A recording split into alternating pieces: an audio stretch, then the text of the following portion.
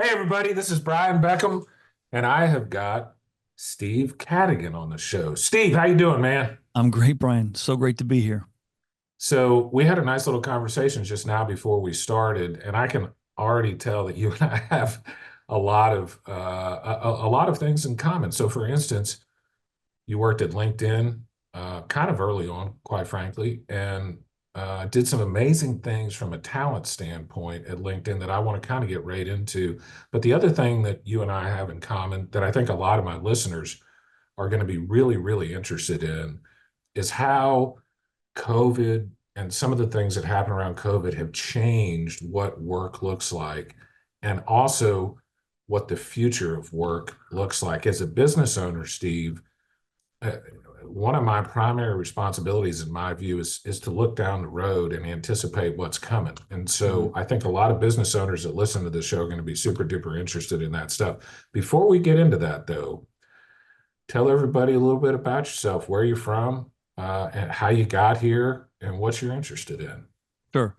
Well, first, thank you again for having me on the show. I've been watching many of your shows and just enjoy it. A little bit about my background. I humorously call myself a recovering human resources professional. I've been in the world of talent since the mid 80s, and I got super lucky discovering right out of college that everything I loved about sports, how people handle different situations, what teams they thrive in, what kind of environments they thrive in, what kind of boss or coach they do their best work in. Everything I loved about sports, I could apply to this discipline of HR. And I fell into it and then I've worked my way through about six different industries over the course of my career: fashion, insurance. And then around 1994, I went into what I thought was just high tech. And at that point, I thought all high tech is high tech. I didn't realize there's software, there's hardware, there's firmware, this was Yeah. before the internet really, and I worked for AMD for a number of years, and my network just exploded at that point. I came from an insurance company where people live and die working for this company, and within 2 years of working at AMD, I knew people at almost every technology company, and it was a real eye opener for me. At that point in my career, I said I want to do this for the rest of my life. I was super happy, so I went and got a master's at University of San Francisco while I was working. Then I had the opportunity of a lifetime to become one of the founding members of the acquisition team at Cisco Systems when they were prolifically acquiring companies. In fact, in Nice. your backyard, our CEO John Chambers at the time was really good friends with Carly Fiorina when HP went after Compaq Yeah, for sure. I that have big good friends that merger. were at Compact at the time. Yeah, I bet. I Absolutely. mean, if Yeah. you're living in Houston, everyone's got a friend worked at Compaq. So, One of my good friends, one of my best friends worked at Comeback, and I'll tell you a real quick, not to interrupt you, but I'll tell you mm, a super yeah, quick yeah. story about Cisco. Okay, this Mm, is this is a great story because it made me realize that I don't need to be trying to time the market. So I invested when I was in law school in Network Solutions. You remember that company? mm-hmm, And mm-hmm, Cisco. And mm-hmm. Cisco just absolutely exploded within a. I was like, oh my God, I'm going to be rich. And then 6 months later, it's worth half of what I paid for it. I said, No. I'm going to get out. So that was my first lesson in stock investing was I'm not a very good stock investor. Yeah, Brian, I used to walk through airports with my Cisco shirt on before the dot-com bubble burst, and people would be Yeah. like high-fiving me, like, thank you so much Yes, for, thank you. Yeah. and it made me want Yeah. to wear it more. It made me so proud. I thought, before the Yeah. bubble burst, I was going to work there the rest of my life, and it was a really great time. Anyway, we were invited to help Carly develop her integration strategy for that merger, so I got to work on a lot of cool stuff. But that was really high velocity change, and I became a high velocity change junkie through in 4 years working on 50 M&A deals all over the world. And people in your career, if you get bought, and listeners will know this, if you've ever been bought or merged, it's very, very complex and very emotional. And Yeah. my style in environments is to try to build trust quickly and bring the stress down really fast. And so for whatever, maybe it's because my father's a minister, I got some of the gifts of sort of calming the ship and building trust quickly. And so that's sort of been some of the signature, things that I've learned about myself as I've gone along my career journey. Well, the dot-com bubble bursts. I'm sitting at Cisco and they say, what do you want to do? And I say, I'd love to do an international assignment in Europe. And they said, how about Singapore? And I said, how about Denmark, Amsterdam, Dublin, UK, and they said, "How about Singapore?" I'm like, "Got the message. I'm going to Singapore." Yeah. Moved to Singapore. Had a 2-year stint there running HR for all Cisco Asia. Phenomenal, amazing.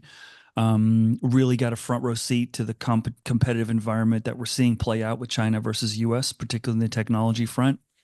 Very, very interesting. A lot of stories there. And then after 2 years, they said, "Come back to expensive land, California." And I said, I don't want to do that. I want to stay here. And I lost that discussion. So I decided to leave the company and took a job in Canada and became my first head of HR for a small chip company that was making products for Cisco. And they wanted to grow in Asia. So it was a really good fit, and had the best boss ever. The only time in my career I had a boss who liked sports more than I did. It was like a nirvana for me. I always had to sort of keep it under wraps because I was working for women who weren't that big into sports before that. Yeah. So that Oh was yeah. great opportunity for me to grow. But it was really rough time, man. 2009, 10, or actually let's go back. No, I'm talking about this is 2004, 5, 6. And the company I joined had had a stock value of 130. And when I joined, it was 7. Yeah. So they were in a hangover, and all these people had seen on a spreadsheet they were going to vest out to be millionaires, and they had stock option hangovers, and it was really rough. So we had to find our way. Went from 1,300 people to 800 people, really hard to do. So I went through a lot of that. Then after 4 years, my boss retired, and I got wooed back to the U.S. by Electronic Arts to be in Yeah. charge of a new CEO is going to buy all these companies. So I'm like, let's go. John Riccatello was coming out of private equity. He wanted to go after Take-Two Interactive and take EA from being a Disney kind of game to like edgy, R-rated. Let's go get, some of the Grand Theft Auto was a really naughty sort of game, Yeah. and he thought it was going to round out the portfolio. Well, 2008 shows up, and second mortgage crisis basically eliminates our cash.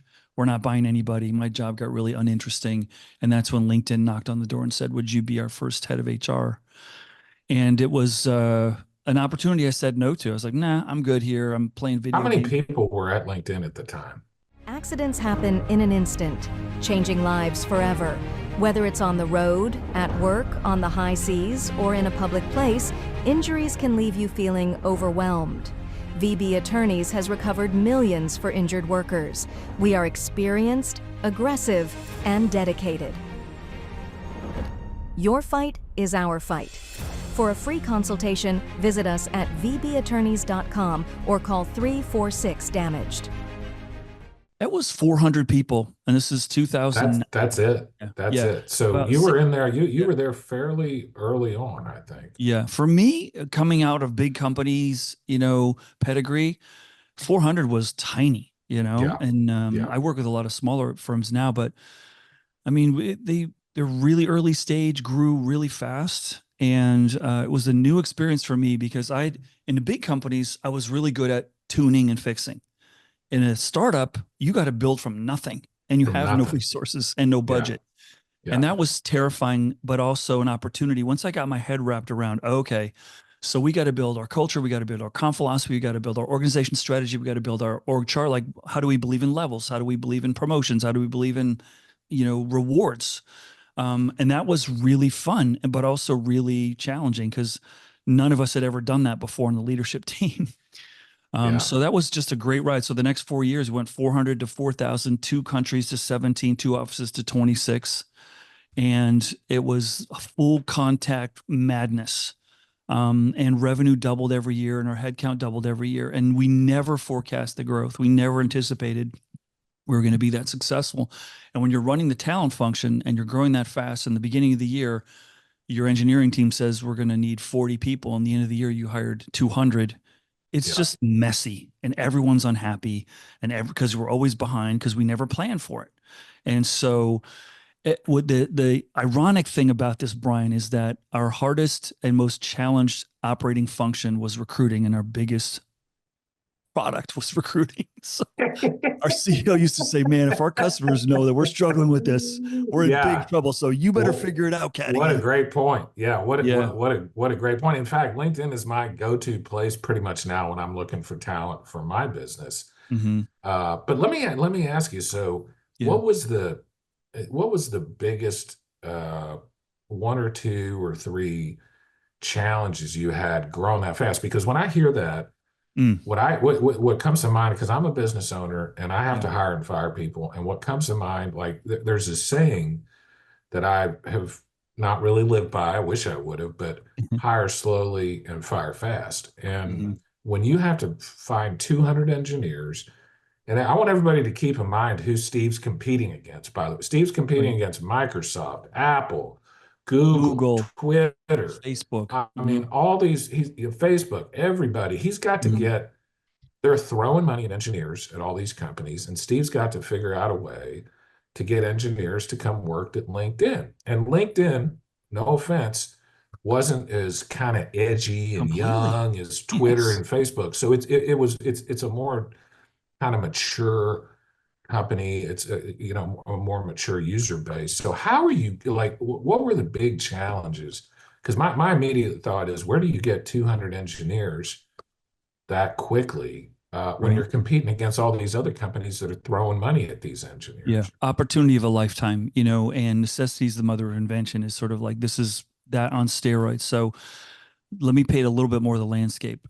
I never hired an engineer that didn't have five competing offers.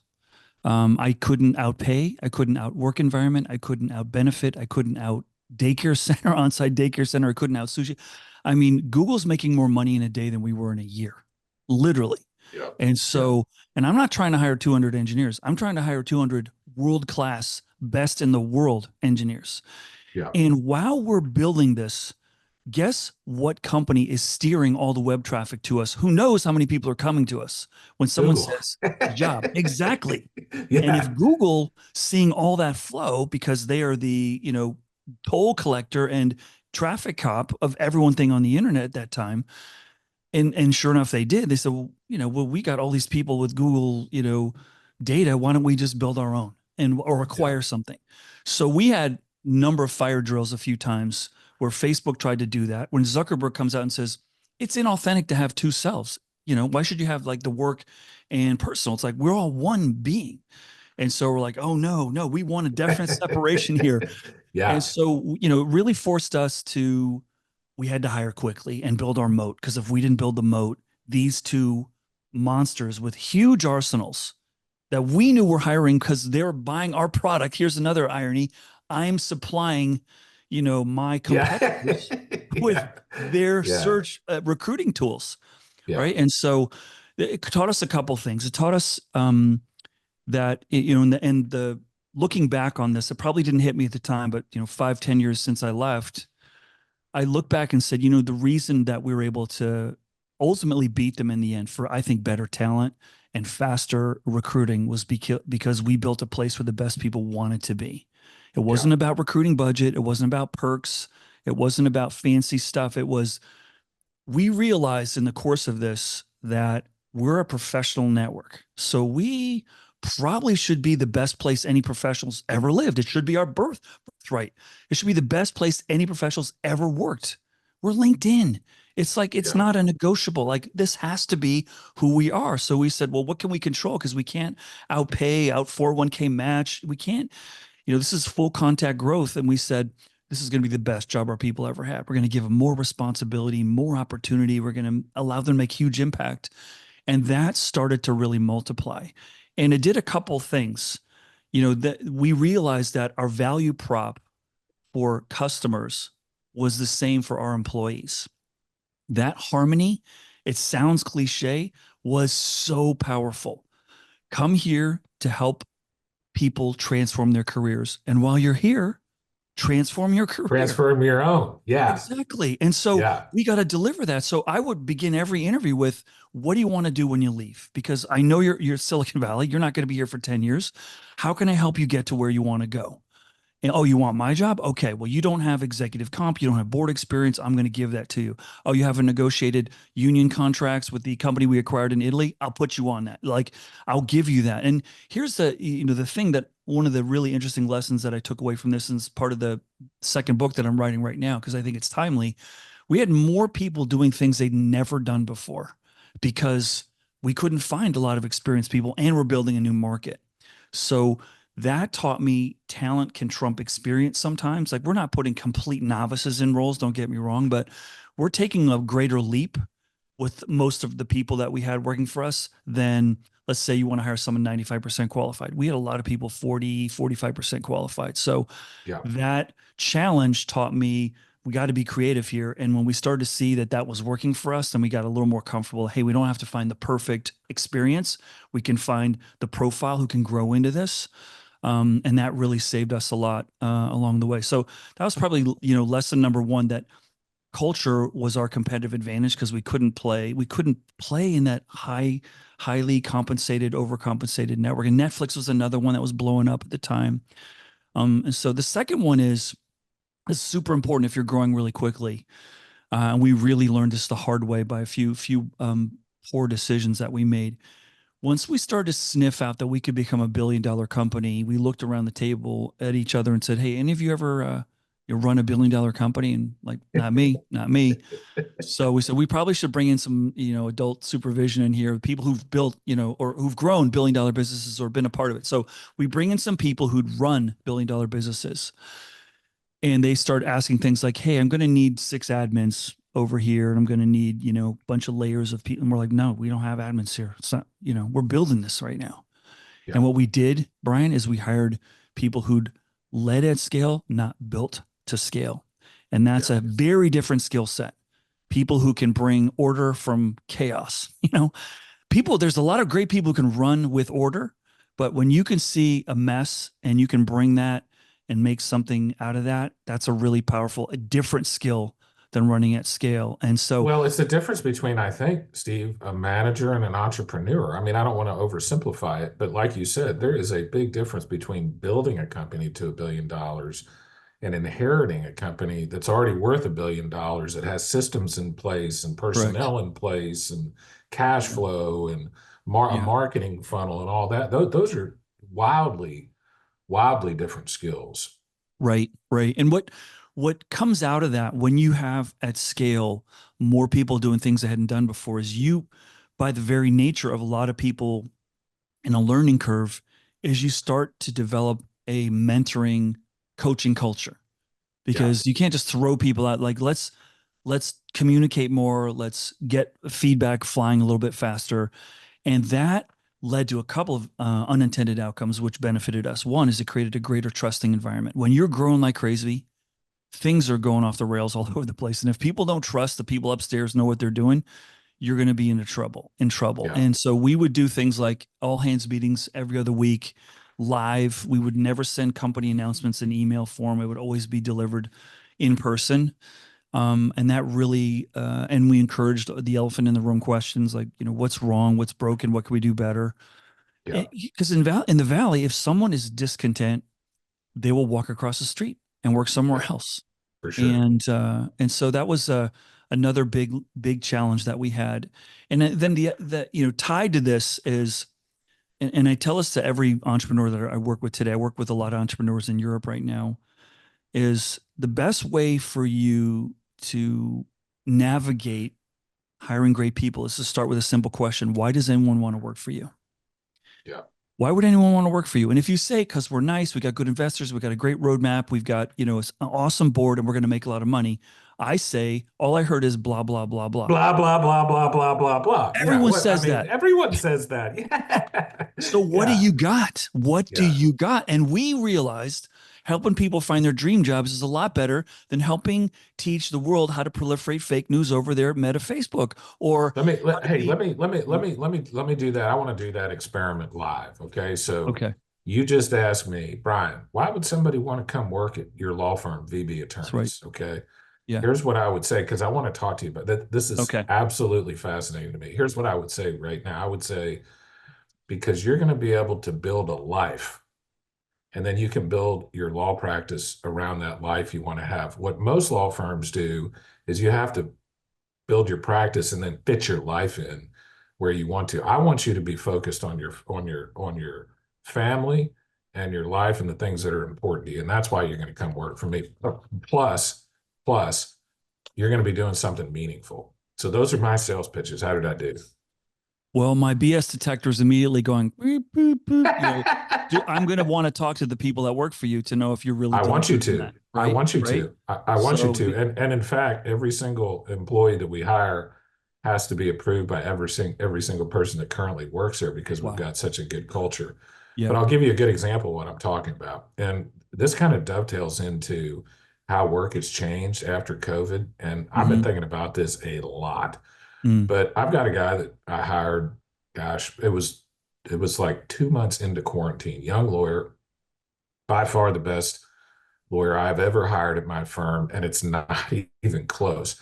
He has a 2-year-old boy, and all he cares about is spending time with his boy. So guess what? He gets to work 100% remote whenever he wants, so he can spend time and do whatever he wants to with his wife and the family. Because I know how important that is to him. If he ever has something with school or anything like that, Yeah. he doesn't even have to ask me. That comes first because that's always been my personal rule. If my kids have a sporting event or something like that, I don't go out for drinks with other lawyers. It makes it easy. So Right. that's one of and then the other rule we have at our firm. I'd be curious to hear what you know about Mm. this Mm-hmm. or what you think about this. A lot of lawyers, and I think a lot of entrepreneurs say the customer comes first, and I think that's wrong. I say my clients don't come first. My employees come first. And if Mm-hmm. I ever have to choose between a client slash customer and one of my employees, I'm going to choose my employee every single day. And that's because they're going to be with me, I hope, for a very long time, whereas clients and customers kind of come and go. So Mm-hmm. am I doing okay? Yeah. What I really like about how you present both of those Yeah. stories is you've turned the normal narrative on its head, and you've made someone go, "Oh, I'm in a different Yeah. place right now," and it's Yeah. made me want to scratch and find out is that really what's going on? And that's you have to have a differentiated approach. So yeah, I really like that. And here's one of the things we can talk about this more later. I believe particularly the generation 25 to 35, and I'm not big on categorizing people in generations, but I'm seeing this a lot in the entire workforce, but particularly the younger workforce. People are loyal to learning right now, not a company. Make me better, I invest like in that. me. I I'm like hearing that. all this scare narrative around AI is taking your job, robotics, automation is going to replace you. And it's just causing people to get sort of paranoid around, am I in the right place? And I can also see with social media today as an employee, more of what I don't have and what someone else has in their job Yeah, for than sure. ever before. So you better be really clear on, and you clearly are, why are we different? What makes us unique? And why would you want to work here? And here's another thing a lot of entrepreneurs try to do is they try to think everyone should fall in love with them. Nope. Not everyone. If you have to convince someone, you're basically renting them probably for 6 months and then they're going to wake up and go, yeah, this Hey, wasn't right. look, you You may know? not like that. That's okay. No problem. Right. I actually, I Right. actually tell, I actually tell the lawyers I hire, I tell them, I say, I want to teach you everything I know, and I want to teach you everything I know so that if you want to leave, you can go leave and start your own firm. Oh, I love that. I I love that. hope you don't. I hope you like it so much here that you don't want to do that. But I'm going to give you the tools that if you want to do that, you can do Yes. Please. I wish more people would say that. that. I say, the whole notion of you quit and you're dead to me is Yeah. we've inherited from the Tony Soprano School of HR. And by the way, there is a Tony Soprano management handbook, but that's a school I grew up in. Like, someone Me leaves too. two weeks Me notice. No, too. tomorrow's your last day. You're out. You don't See like, you later. I Yeah. know you don't think I'm sexy. You're not sexy. You're out. Yeah. And we, in this era of, there's more turnover than ever before. There's more people changing career paths than ever before. We all have more people that used to work for us. And playing the long game is caring about someone even if they go, because you Yeah. don't have every opportunity. And we can see a buffet table of opportunity. Like I was in Spain recently with some of the top employers. We're talking Santander Bank. We're talking Telefonica, employing more people than anyone in the country. What's your big problem? I ask them. Steve, we can't hire people as fast and we can't find the qualified people. And when we do, they don't stay. And I Yeah. said, well, why is that? And they said, well, that young generation, they've got a career sugar high. They're shopping for promotions. They're disloyal. They don't stick around. And which I said, your children that you raised, that generation, I said, hold on a second. If you were 40 years ago and you're at the bank and you could see, there's a Bitcoin industry, there's an Airbnb industry, there's a scooter industry, there's a driverless car industry, you're going to really stay at that bank 40 years in a row? No, you're not. You're going to Yeah. want to go taste something over there because there's really interesting. The accounting industry has just declared accountants an endangered species. Like that is like, because Yeah. people with math and science and data realize there's lots of choice right now. And the accounting industry is freaking out, just like the nursing industry is, because they've never had to sell the profession. They just Yeah. show up at the school and say, "Give us your best accounting students." And everyone's, "Where'd they go?" Oh, Yeah. they're over there in tech, or they're doing something different. And so now these, the Ernst and Youngs, the PwCs, Accentures, the Deloittes, who are phenomenal, and a lot of those guys are my clients. I'm like, guys, you're going to have to sell. Why would anyone want to be an accountant? You never had to do that now. The Yeah. schools aren't doing it for you. They're showing their students, like, look at all these ways you can use your skills. And that's a challenge. And maybe you can make that accounting job a little more interesting or sell it a little bit differently. You know what I'm saying? Well, and I love that, because one of the things that I do is I'm a trial lawyer and I represent people that have been hurt and killed. That's what we do primarily, and we also do business disputes. But that's not really what we do. What we do is we try to make the world just a little bit better place by forcing companies to be a little bit safer. And so there's a meaning to it. And I got to tell you, like, again, this lawyer that I hired, he Mm, is completely not focused on money at all. mm, He's focused on meaning. He's focused on purpose. He's focused on having agency. And most importantly, in my view, is he's focused on his family. That's one of my core values too. And so, yeah. man, we not only are great colleagues, but we're great friends at this point, because we have a lot of the same values. But I'll tell you another thing, Steve, that I've observed, and I think this is a good time to talk about this, Mm, is you and I are, I'm about to be 52, you're probably about the same age. You and I grew up in a generation where there was this notion that you would wake up, you would put on a certain type of clothing, you would get in a box that drove you to another box, that you get in an elevator, go up 50 flights, and then you'd sit in a room, sit in a little box room, and you'd stare at a screen for 8 hours, mm-hmm, maybe go to lunch, maybe work out, and then you'd go home and do that 5 days a week, the same time every single day. yep, And so I think your generation and my generation has that really, really deeply hardwired into our brains. Whereas the younger generation is like, that is the dumbest thing I've ever heard. Like, why do I have to shift locations just to look at a screen? Or maybe the better way to mm-hmm, put it is, why do I have to do that from 9 to 5 on Monday, 9 to 5 on Tuesday, 9 to 5 on, like, that doesn't make any sense at all. Maybe it mm-hmm, did 25, 30 years ago, but nowadays, I mean, there are law firms that I know that the second the quarantine was over, they mandated that every single one of their employees come back full time, just like they were doing it before quarantine. And I'm sitting there going, why? Like, did you not learn any lessons? You don't need to do that. And in fact, mm-hmm, people are far more productive when they're in an environment that is easier on them from a lifestyle perspective. Like, people are better off. So in other words, like I tell my lawyers, I don't care when you work.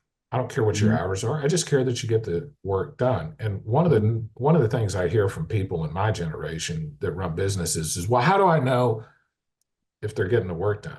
I would argue, Steve, that it's actually easier when people are given some remote options to tell if they're getting the work done, because you're not judging them based on how good their bullshit is at the water cooler. The mm-hmm, only thing you can really mm-hmm, judge them on is by their work product. right. But what I'm seeing, and like, you've forgotten more about this stuff than I'll ever know, but what I'm seeing is I'm seeing the younger generation really values autonomy and agency and having some freedom from some of these kind of outdated rules that we have to have. Now, I'm not one of these guys that says everything has to be remote 100% all the time. Mm-hmm, I still think there's value, and we still meet in person and have an office and all that stuff. And there's value to that too. I'm yeah, convinced of that. But the model, my point is, the model has changed here. And I want you to talk about that a little bit. yeah, Here's another thing I want you to talk about. mm, I now have access as the owner of a professional business. And I would apply this to all professional businesses other than things like medical, where you actually, the person has to be there physically in order to do it. At least right now they do, mm-hmm, at least some of the time.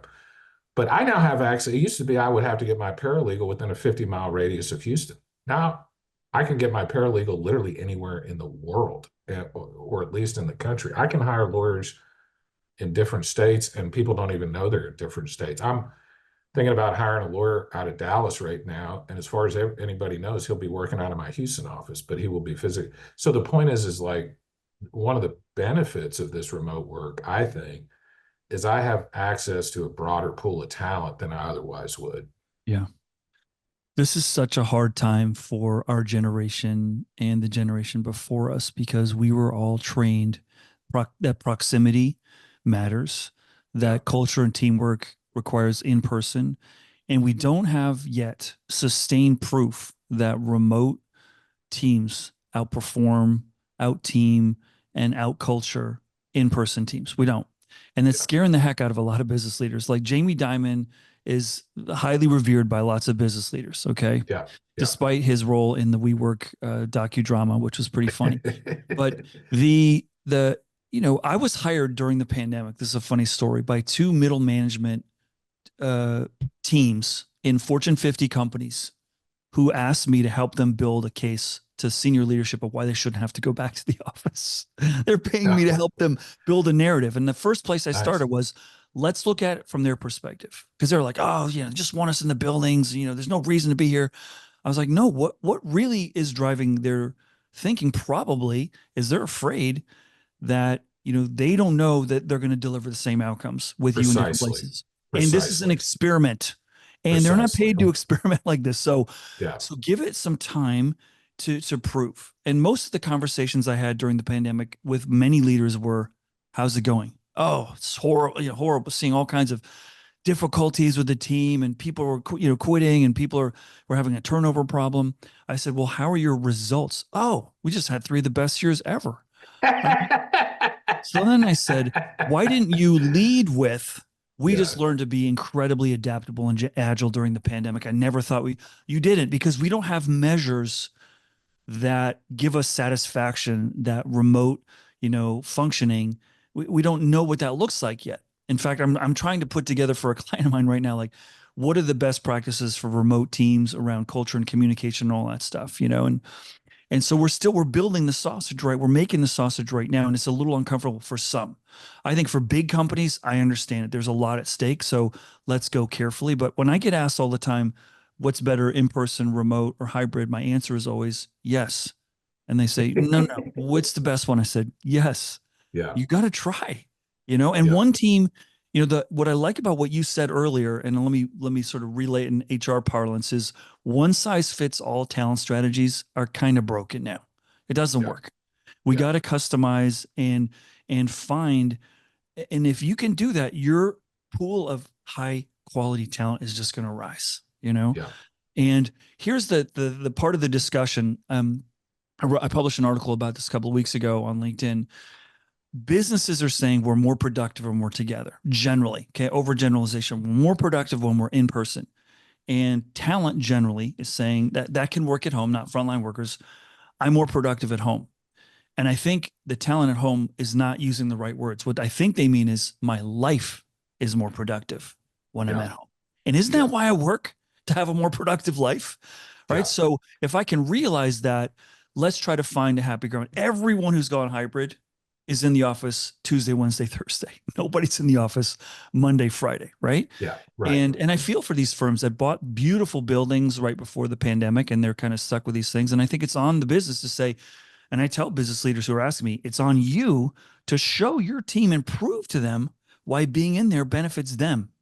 Yeah. Because it's an easy argument to show them why it benefits you, but why does it benefit them? Their career, their networking. And by the way, lots of young people, like, I didn't go to college to sit at home. Like my junior in college son did a remote internship, and I'm just like, no, this is a horror show. Like, you should be meeting people, getting mentors, like seeing your boss stressed out, like you need to be seeing all this stuff, and you're not seeing it at our kitchen table. Well, and that's like you said, it's not one size fits all. And so again, the industry I'm most familiar with is the legal industry, because I've been involved in it 25 years. And what I'm seeing, so it's not just me and the way I run my business, it's also the way the industry conducts business in general. So for example, I'll just give you a concrete example. I had a case, I'm based in Houston, had a case in Pittsburgh federal court a couple of years ago. I had 5 hearings in 1 month.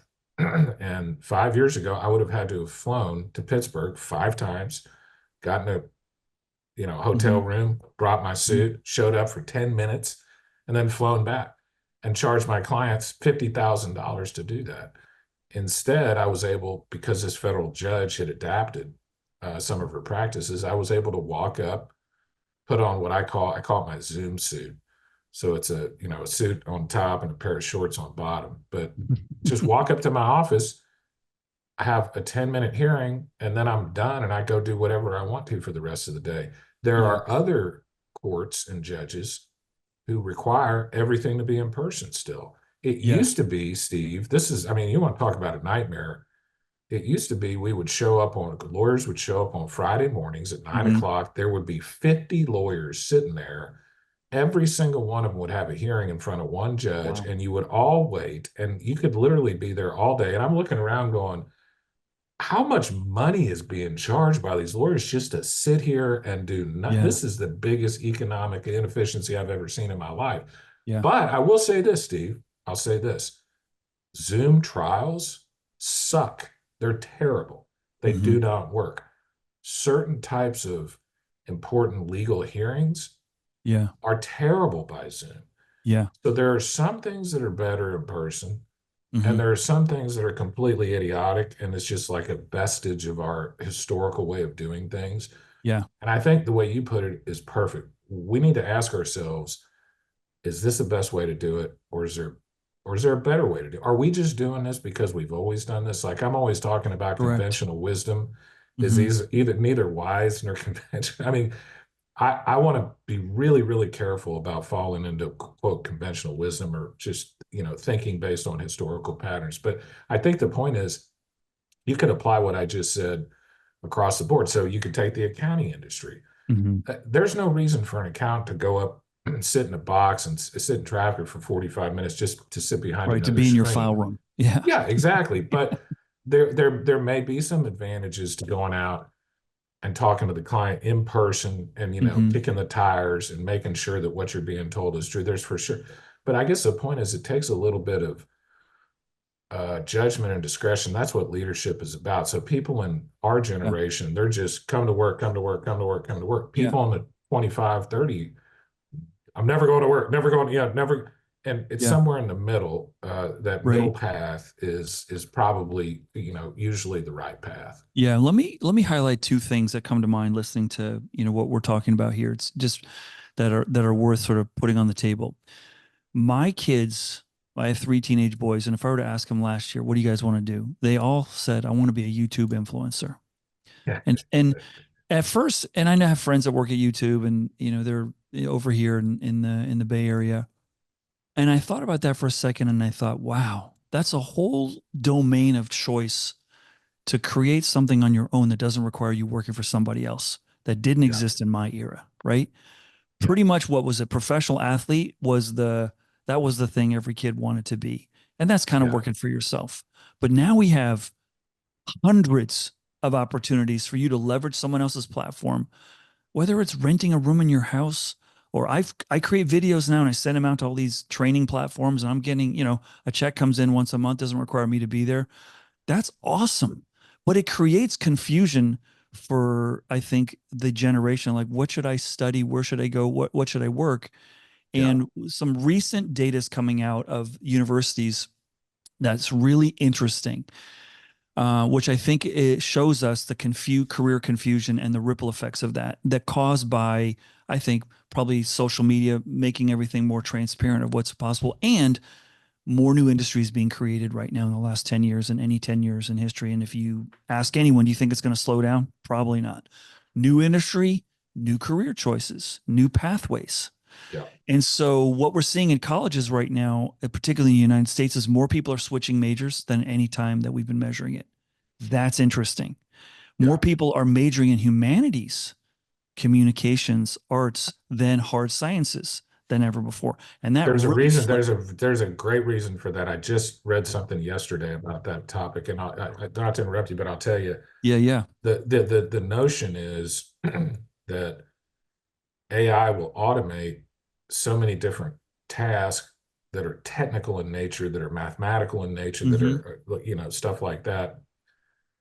that the humanities are actually going to be far more important than the math and science degrees. Like that's, Correct. once we get to the point where we've trained an AI to understand basically all of physics as we understand it, you're still going to have people that tune it and that monitor Hmm. it and that Hmm. make sure it doesn't get too hot and things like that. But other than that, in terms of the actual brute mental work, the AI will be doing a lot of that. But you know what the AI will not be doing is what you're saying, the Hmm. humanities, which are becoming actually more and more important. And to be honest That's with right. you, I mean, I'm somebody who has a technical degree and a humanities degree, and I actually value my philosophy degree more than I value my law degree and my computer science degree, because I Hmm. think that philosophy degree, that's where the philosophy is the art of asking questions. Like that precedes the Hmm. science and it precedes the legal part of it. Like the humanities people are the ones that create the interesting problems, ask the interesting That's questions right. that then the technical people That's ask. right. But it's Yeah. interesting you'd say that, because And that whether is, that is true or not, that AI is going to replace all these coders and all these programmers and all these science-oriented backgrounds, whether it's true or not, the narrative's yeah, out there and it's yeah, changing behavior of what yeah. people are studying. And that's fascinating to me. The other thing, and you, It's absolutely true that it will yeah, replace some things, right? correct. Like, but that's been true for that was true for the wheel. I mean, the wheel Exactly. replaced that was It's not true for the right. internal combustion engine. That's been I true think it's the forever. pace, right? And Yeah, it's the penetration of this change into white collar jobs at a scale we've not seen before, right? yeah, Most of the augmentation and automation is usually in blue collar. Now it's white collar, and there people are like, whoa. But yeah. I 100% agree with you that human skills have never been more important. Communication, empathy, talking about hard stuff, reading body language. Technology is never going to take that away. Curiosity, growth mindset. This is where, my son in college said, what should I study, Dad? Data science or finance? And I said, yes. Both. Doesn't doesn't matter. Doesn't matter. Right. Yeah. But here's the other big thing that I wanted to land with the audience before we run out of time, which is I studied a lot of biology. I had a kid hit by a car many years ago, and the doctors were explaining to me he was pinned against a wall for a prolonged period. And what happened was his organs, because he was pinned, ceased to know how to reconnect. And the doctor was explaining to me, he goes, if he'd just been hit on the street and bounced off the car, his organs would have been able to figure out how to reconnect. He's doing phenomenal today. But that story stuck with me that when we are pinned, as we were during the pandemic, for in a place for a prolonged period of time, our capacity to return to what we were doing before, the way we were living, the way we saw things is gone. Yeah. And we saw maybe for some of my friends, after the schools opened up, the kids went back to school and they're still working from home. They were home when their kids came home from school and they'd never been there before. And they're like, there's magic, Steve. I missed out. I didn't know what I was missing. I don't want to give that up. Or some people are saying, like, man, I really miss my commute because that was my quiet time. And now the kids Yeah. are here Yeah. asking when their Yeah. food's going to be ready, get off the Zoom and make me breakfast.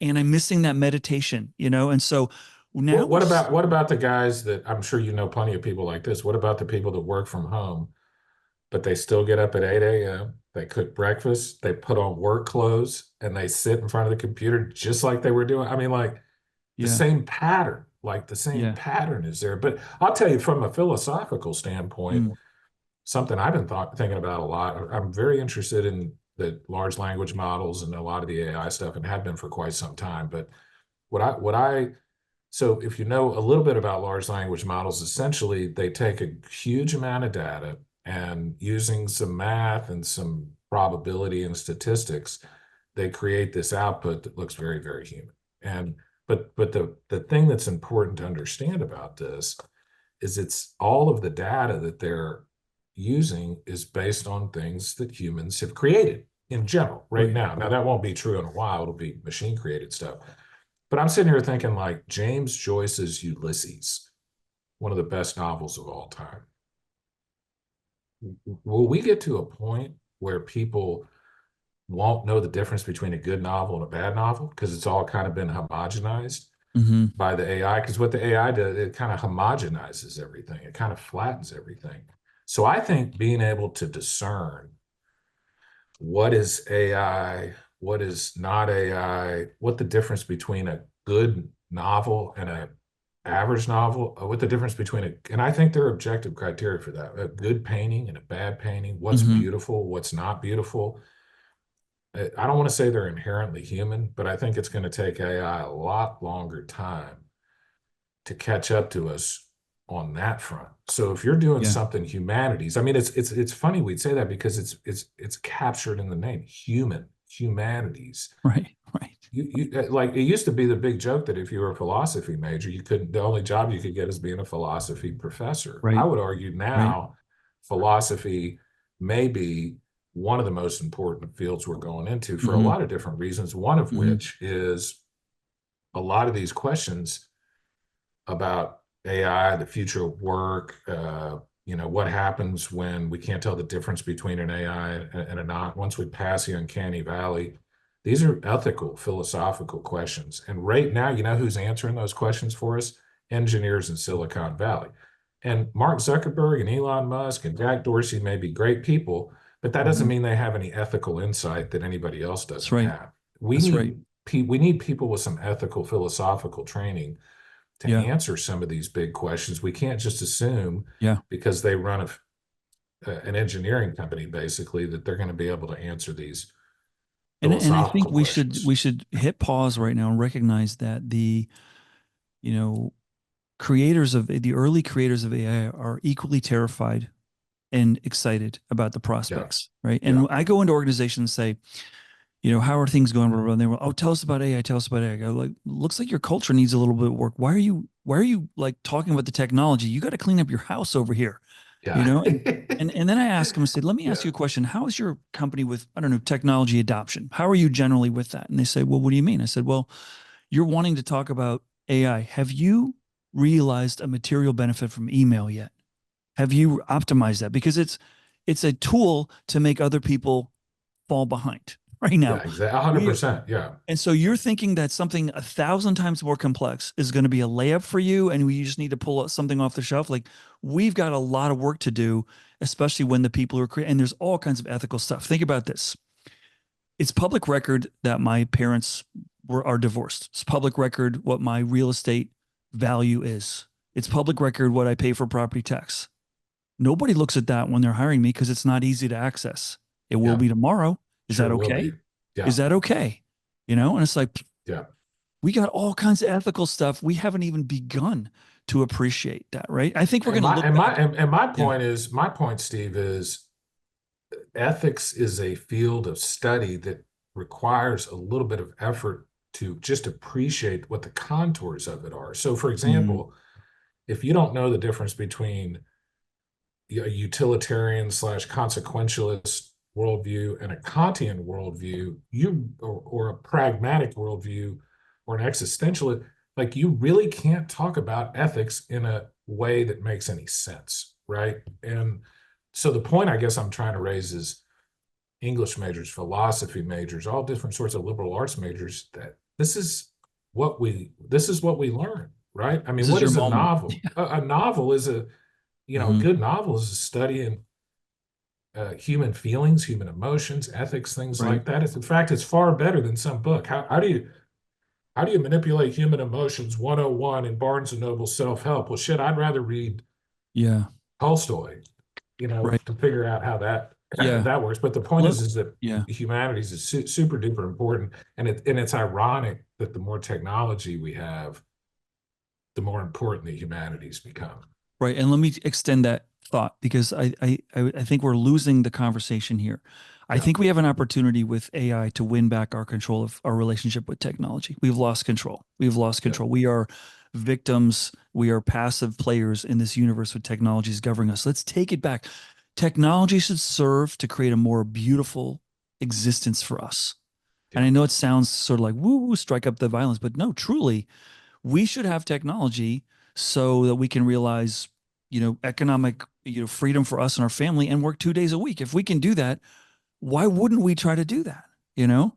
I And think it's the just, answer to that question is because there are people that will say you get your meaning from work. And if you're only working 2 days a week, what do you do the other 5 days for meaning? And what I would argue is there's no rule that says you have to get your fulfillment or your meaning from work. You can get some of your fulfillment from work, and then you can go get some of your fulfillment from training Brazilian And jiu-jitsu. work could be with your Yeah. church, with your community center, with a volunteer organization. Exactly. Mm-hmm. Exactly. And so I actually reject the notion that AI taking people's job is going to result in this huge poverty of meaning and poverty of purpose and stuff. In fact, I think it'll open up humans to do things more creative than we've ever done in history. I mean, we could talk about this forever. I uploaded a 25-page document into an AI yesterday, and it created a 10-minute podcast that I sent to 5 friends, didn't tell them what it was, and they were like, man, that is incredible. They had no idea that it was AI generated. It was amazing, like amazing. Yeah. Well, what's that going to do to you and me as podcasters? Right. Right. I mean, what I think it'll do is it'll create more podcasts, probably homogenized podcasts, but then there are going to be opportunities for people like you and me that are doing it in person if we do a good job. So I don't think any of this stuff is a net win or a net loss. I think it has to do primarily with the way you look at it. Well, Steve, I've already kept you longer than I promised I would keep you. But I knew this was going to. I mean, sounds like. Well, that's what I was going to say. Like, I've done that before. I've had a couple podcasts that were so good.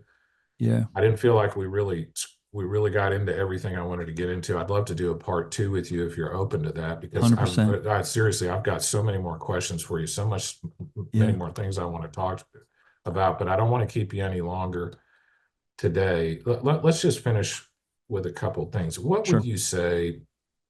You've got so much experience with HR stuff in like the absolute most competitive HR environment anybody could possibly imagine. What are the 2 or 3 things that you've learned in that area that are most important? We've already talked about culture a lot, but just kind of summarize for the people listening what you think are the most important things.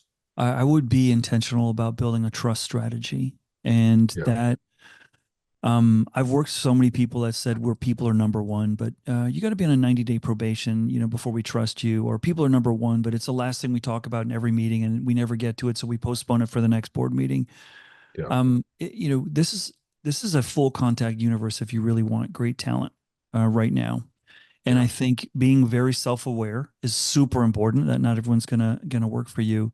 But also I think if you appreciate that skills are changing faster than ever before, people have more choice of where they can work than ever before, that it's going to be harder to hire qualified people than ever before. I think every business is going to need to become a business school. We're all going to have to train our people a little bit more, because we're going to be hiring people that are used to be 90% and now they're 60%. And that is a beautiful thing. I think more coaching, more nurturing, and the leader role, I believe, is going to need to continue to morph into more of a mentor and a coach than the operational, guru, if you will. And that's a big shift. But I know the most successful companies I'm seeing today that are weathering the storms have built ecosystems where they've got relationship with community colleges and schools and high schools and other entities and, talent agencies over here that have like teams that can come in and plug for a little while. So that's how I see, if you think about the landscape forward, it's like not you owning everything, it's you brokering stuff. Yeah. So I know you asked me for 1 or 2, but I thought I'd throw about 10 in there for you. That that is absolutely the perfect way to end part 1 of what I hope will be a multi-part podcast with one of the favorite guests I've ever had, talking about one of my 2 or 3 favorite subjects. Steve Cadigan, thank you so much, my friend. Thanks, Brian.